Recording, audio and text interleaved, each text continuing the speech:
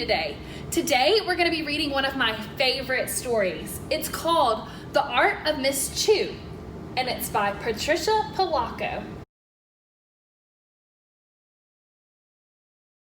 First, we have an anchor chart, and I want to start by saying that there's a magnifying glass, because when we're looking at context clues, it's very important that you are now the detectives. So, we are going to be using our magnifying glass to zoom in on the text and to look around the word to find the meaning of the unknown word, because context clues are clues that good readers use to find the meaning of unknown words.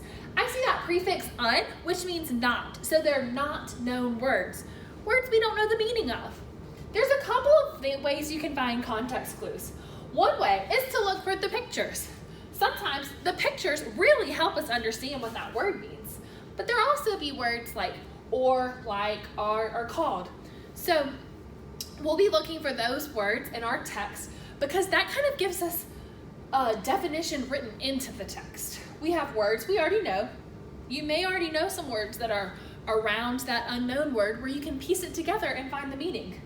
There are examples and definitions, and last but not least, it might have a synonym or an antonym. So you have words that mean the same. That's what a synonym is.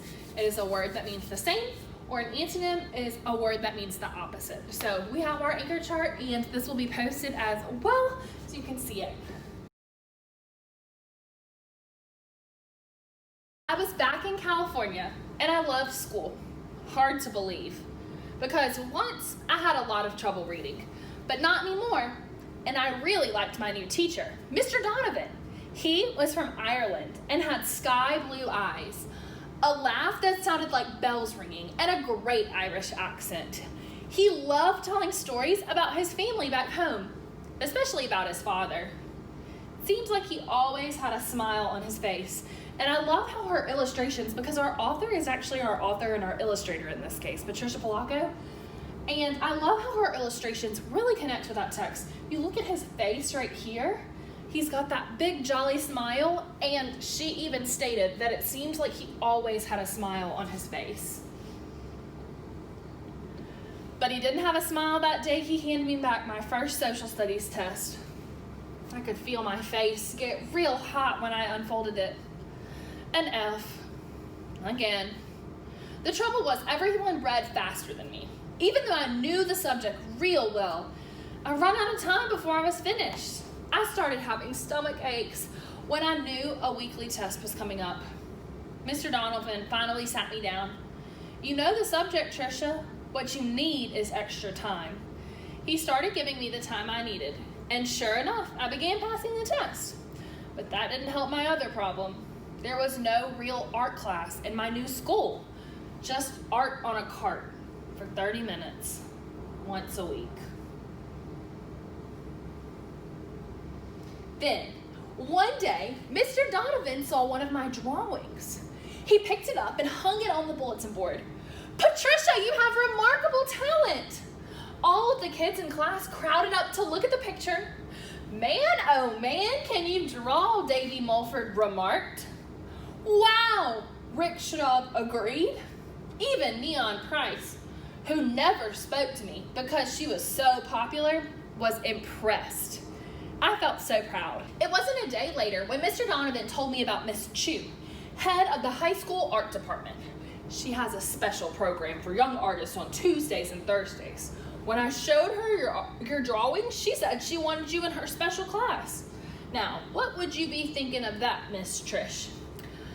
I loved drawing. Sometimes when I was drawing, I'd forget to breathe. I danced on air all the way home that day and couldn't wait to tell my mother. That first Tuesday, I never walked so fast in my life as I did to get to Miss Chew's class on time. I had never seen a room like hers. Windows that went from ceiling to floor, giant easels at one end, rows of drying racks at the other, and paint everywhere. I didn't know anybody. Then, Miss Chew breezed into the room. Her smock was so covered in paint, it was a painting in itself. She was tall and slender, and she spoke with a Chinese accent. We have a new student today, she said, motioning toward me with her beautiful long fingers. Her name is Teresa Barber. Teresa. No, I wanted to shout, my name is Patricia. But Miss Chu had already spun around and was passing out sketchbooks. From that day on, I was Teresa. I could barely understand Miss Chu's accent. In this class, we are going to learn to speak another language. She touched her heart. The language of art. A language? Art? But Miss Chu went on. It isn't spoken. It is the language of emotion and images. But first, she told us, you need to learn to see. See. She plopped down 2 salt shakers in the middle of the table. Open your sketchbooks. Take up your pencils. Now draw the shakers. But first, young friends, see them. Don't just look at them. See them. See how the light dances through the glass and makes a shadow pattern on the table? Yes, I saw it. Draw it, said Miss Chu. See how you can make your pencil line darker and lighter. She changed the line from dark to light. Yes, I saw that too. Yes, Teresa, Miss Chu said. You have it. Now do your drawings again. Move the shakers off center. Let them run off the page. On purpose. Make them bigger. Get the dancing light as it makes its shadow. She sang as she moved from table to table. She made us draw those shakers 6 times in 6 different ways. All the end of the day, she said, take your sketchbooks everywhere with you. First, see, then draw. I couldn't wait. I took my sketchbook everywhere with me. On the bus home, I drew people sitting in their seats, even the bus driver. When I got home, I drew apples in a bowl and my cat, Tilly. After dinner, I made my mom and my brother Richie sit so I could draw them. Ain't you got homework? My brother groaned. This is homework, I said. Sit a little longer, I almost have you. The next day, after I'd finished my assignment, I asked Mr. Donovan if I could make a drawing of his father from the photo on his desk. I tried to remember everything Miss Chu told me. You can see all of her drawings. She's drawn her cat right now. The next art class, Miss Chu called me up to her desk. Everyone else had handed in 1 or 2 sketches. I had done over 20.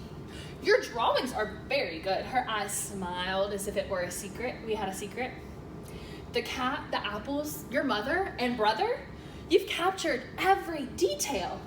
I particularly like your use of negative space. Negative space? See this drawing, Teresa? What do you see? She held up the picture. 2 people looking at each other. Anyone could see that.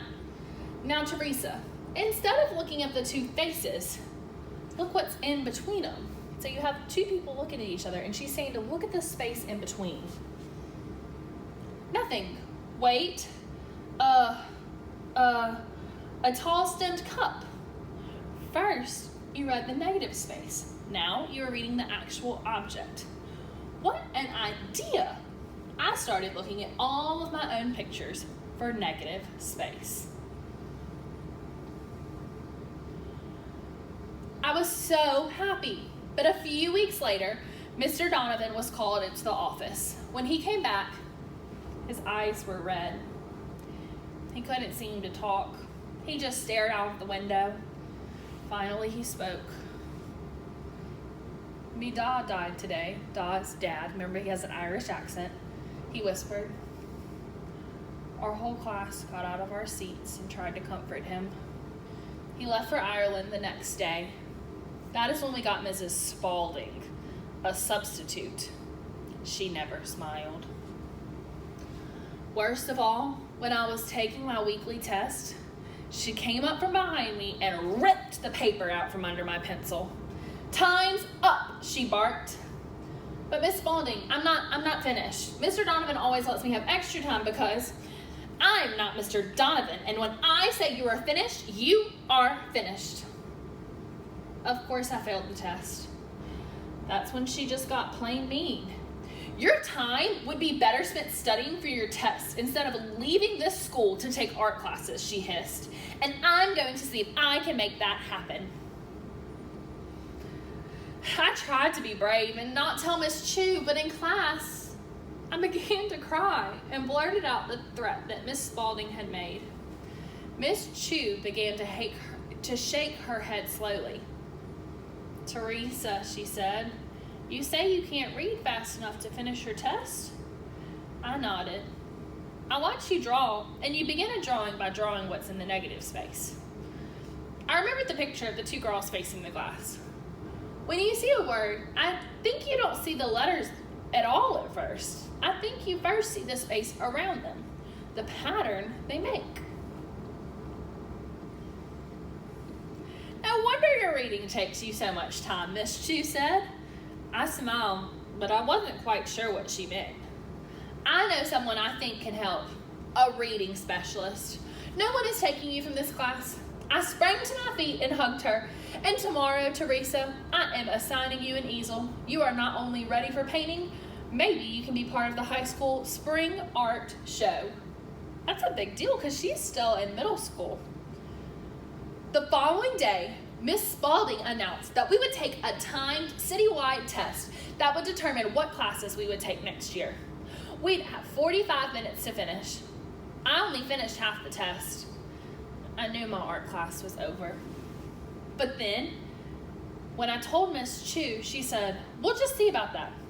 With my mom's permission, she would take me herself to see her friend, the reading specialist. After class, Miss Chu took me to her car, a convertible. As we drove off, the car sounded like it was growling. And I loved it when we drove by my school and Mrs. Spaulding actually saw us. Dr. McClare played what seemed like 100 reading games with me, but I wasn't afraid. I knew he was trying to help. When he finally called Miss Chu in, he said, "You are spot on, Miss Chu. She reads patterns, not words. This takes time." Miss Chu wanted a meeting of all the players. Everyone came. The principal, Mrs. Spaulding, Miss Chu, Dr. McClare, and my mother. Mrs. Spaulding said the extra art class was simply a distraction. Trisha is drawing instead of studying. Miss Chu said, but she needs extra time to finish tests. Well, test. When she and Dr. McClare said that I see things differently than most students, Miss Spaulding scoffed, as if to say, "What could an art teacher know about how a child learns? I don't tell you how to teach a child to draw." That was very rude. It was as if she didn't think art teachers were real teachers, that maybe art wasn't even a real class. Mr. Donovan came back exactly 2 days later. I couldn't help myself. I ran to him and hugged him. "I'm so glad you're back," I said. When someone else told him what Mrs. Spaulding was trying to do, he got really red in the face. And I don't know exactly what happened after that day, but it seemed that Miss Spaulding was no longer needed as a substitute, not in the whole school. So I went on to Miss Chu's class every Tuesday and Thursday. Of course, as soon as Mr. Donovan gave me extra time when I took my test, I passed them with flying colors. I decided to use the sketch of Mr. Donovan's father for my first painting. When Miss Chu saw it, she just stood there and looked at it. "Teresa, this sketch, it's so full of emotion and love. You most certainly learned the language of art. Mr. Donovan will be so moved." When I finished the painting, she said, "Teresa, this painting is going to be a part of the art show. You will be the only exhibiting artist who isn't a high school student." Whoa, I couldn't believe it. Me in the spring art show. Later that day, Miss Chu asked me to stay after class. She handed me a package wrapped in bright red tissue paper and said softly, "We Chinese believe that red brings good luck. And Teresa, remember this ancient Chinese proverb. Yesterday is history, tomorrow a mystery, today a gift. That's why it's called the present." She smiled. When I opened the gift, I caught my breath. It was one of Miss Chu's painting smocks. For me. I wanted to cry. When I looked in her eyes, she had tears too. Only a week later, I wore my new smock to the art show. You can see a picture at the art show. You can see there is Teresa or Trisha, and it looks like this might be Mr. Donovan because I see that red hair.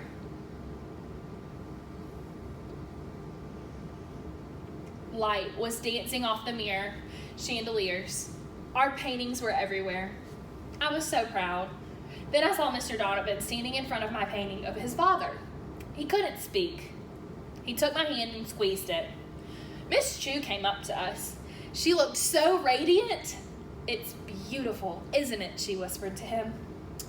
I looked at the two of them. Miss Chu was right. This moment was a present. It turned out to be the defining moment in my young life. I was set on a course to be an artist. It could be no other way, thanks to the art of the amazing Miss Chu. This is our excerpt from the text. It says, "Then one day, Mr. Donovan saw one of my drawings. He picked it up and hung it on the bulletin board. 'Patricia, you have remarkable talent.' All of the kids in the class crowded up to look at the picture.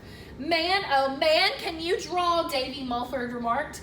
'Wow,' Rick Scrub agreed. Even Neon Price, who never spoke to me because she was so popular, was impressed. I felt so proud." So we have right here a chart that we're going to be using to determine the meaning of these unknown words. So right here we have our words, and those are going to be talent, remarked, and impressed. Evidence, that's clues from the text. My knowledge, clues from my head, and my definition. So we're going to actually be creating a definition of what we think these words mean. So the first word I want to look at is the word talent. Talent is right here, and it says, "Patricia, you have a remarkable talent." And then all of the kids crowded up to look at the picture, and they start telling her, "Oh my goodness, you can draw, you can," people are saying all these things about how she can draw and how they're impressed, and everybody is crowding. It has that word crowded. The entire class is coming to look at her picture. So this all happens after Mr. Donovan hung her work on the bulletin board. So I want you to think, what kind of work might I hang on a bulletin board, or your parents might hang on a refrigerator at home? What kind of work might they hang up? Well, let's look at our chart. So I've got a couple of clues with talent. First of all, it was hung on the bulletin board.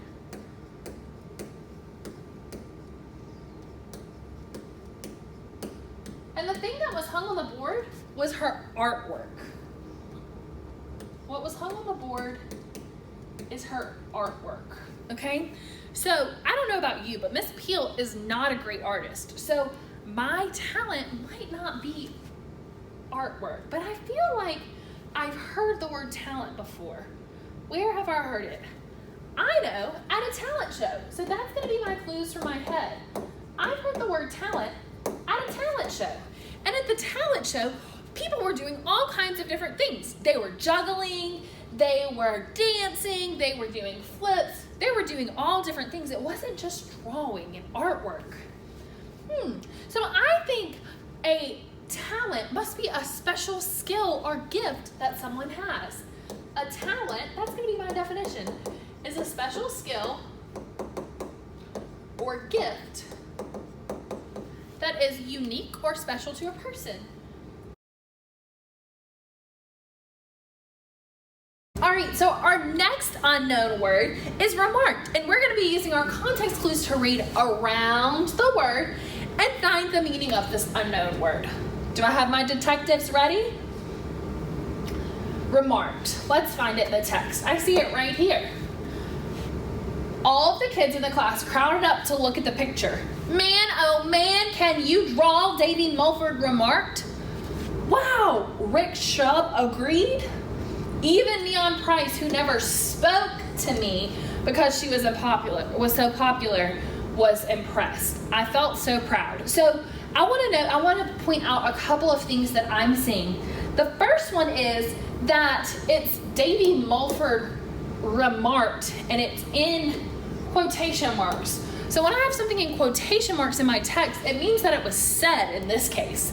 So Davy Mulford is the one doing it. So even though it doesn't say said, I wonder if that's what it means. Let's look. I'm going to point out that it's in quotation marks, and someone is coming up to Patricia and saying, or remarking, man, oh man, can you draw? So let's look at that. We have remarked, and I saw quotation marks around the statement. It's following a statement.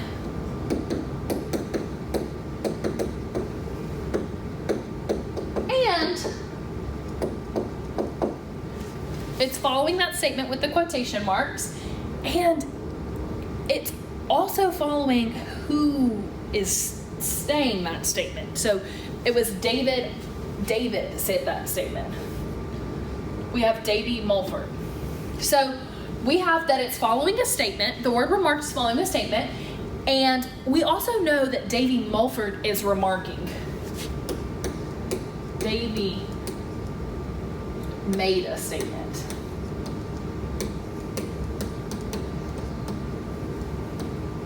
So clues from my head, I feel like when we're making statements, that is something that you say. Like when I make a statement, I love my dog, I'm saying that. I'm making my point, I'm making my statement. Whether it's written or verbally said, then I'm still making that statement. So I think it's gonna have something to do with something you say.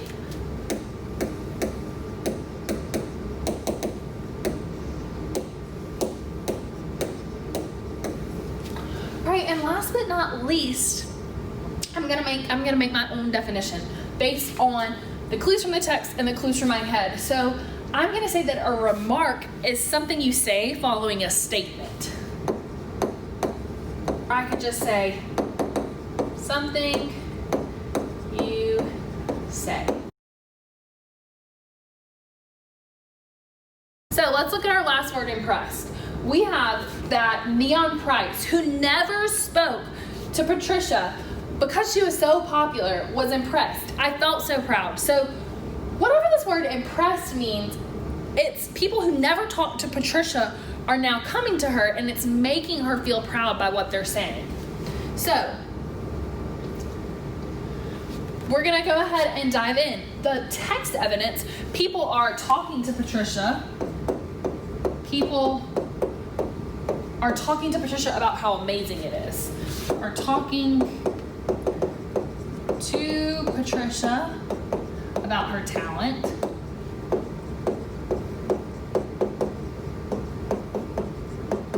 And I'm gonna write proud because it makes her feel proud.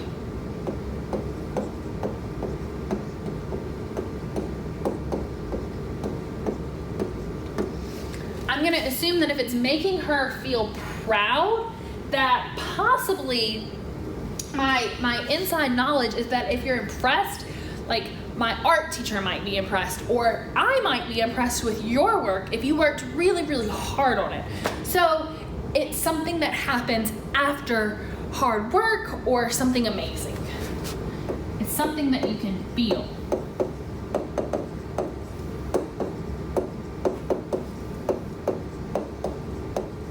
Or show. It's something that you can show or feel.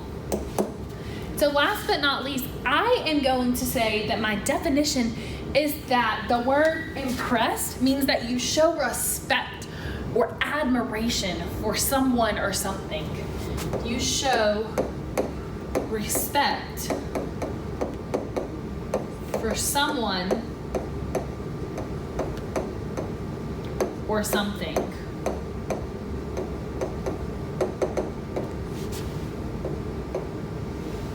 Thanks for learning with me today.